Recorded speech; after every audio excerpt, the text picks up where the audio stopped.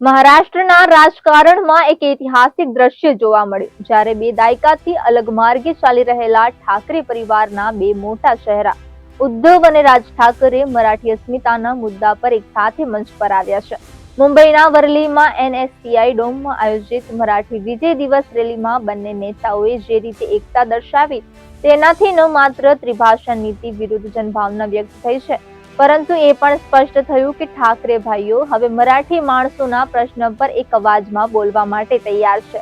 રાજ અને ઉદ્ધવ ઠાકરેનું એક મંચ પર એક સાથે આવવું એ માત્ર પ્રતિક્રિયાત્મક છે, પરંતુ મહારાષ્ટ્રની સામાજિક સાંસ્કૃતિક ચેતના માટે એક મોટા સંદેશ તરીકે જોવામાં આવી રહ્યું છે.